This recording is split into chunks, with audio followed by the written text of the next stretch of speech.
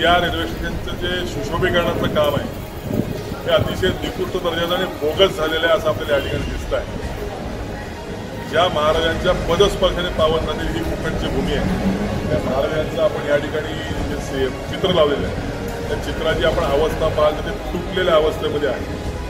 या ठिकाणच्या अनेक फरशा तुटलेल्या आहेत, ते या ठिकाणी काही सुंदर अशी शिल्प लावलेली आहेत, ती शिल्प देखील तुटलेली आहेत, त्याच्या लाद्या निखळलेल्या आहेत, काम अर्धवट स्थितीमध्ये आहे। ही जी शेड आहे या शेडचं जे काही आता काम चालू आहे ते बोगस काम या ठिकाणी सुरू आहे। त्याच्यामध्ये पहिल्याच पावसामध्ये यांच्या कामाच्या निकृष्ट दर्जामुळे हे पावसाचं पाणी या स्टेशनवरती या ठिकाणी आपल्याला आलेलं अनेकांना दिसतं आणि म्हणून पुन्हा हे रिपेअरचं या ठिकाणी काम केलं आहे। इथे संपूर्ण झाडं सुटलेली आहेत, लाद्या तुटलेल्या आहेत, संपूर्ण कचरा आहे।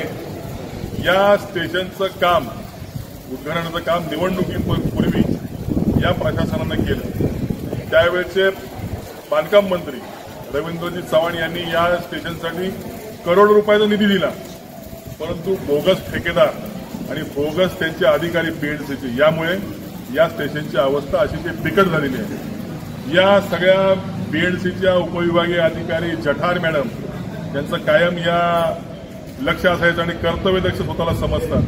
त्यांच्या या निकृष्ट दर्जाच्या कामाचा उत्कृष्ट नमुना हे खेडचं रेल्वे स्टेशन आहे।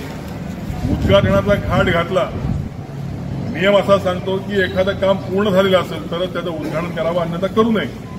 परंतु अर्धवट असलेलं काम या जठारांनी हे पूर्ण झालंय अशा पद्धतीचा रिपोर्ट देऊन त्यावेळेच्या बांधकाम मंत्र्यांनी हे काम उद्घाटन केलं। पण आज आपण परिस्थिती पाहिली असाल तर हे काम अतिशय बोगस आणि निकृष्ट दर्जाचं आहे। हे जर काम येत्या काही दिवसात जर सुस्थितीमध्ये राहिलं नाही, झालं नाही किंवा याचं सुशोभीकरण दिलेल्या नियमाप्रमाणे झालं नाही तर या जठार मॅडमना आम्ही त्यांच्या कार्यालयात बसू देणार नाही। आणि हा जो कोण कॉन्ट्रॅक्टर आहे त्याचं खेडचं पाणी काय असतं ते त्याला आम्ही या ठिकाणी दाखवून देऊ। त्यामुळे मला रवींद्र चव्हाण यांना विनंती आहे की आपण दिलेले पैसे या बोगस कॉन्ट्रॅक्टरांच्या खिशात जात आहेत। या अधिकारी जे आहेत जठार मॅडम यांचं या ठेकेदाराशी काही साटेलोट आहे का असा मला दाट संशय येतोय आणि म्हणून त्या आमच्या खेडला हे जे काही पैसे आले होते त्याचा योग्य विनियोग झाला नाही।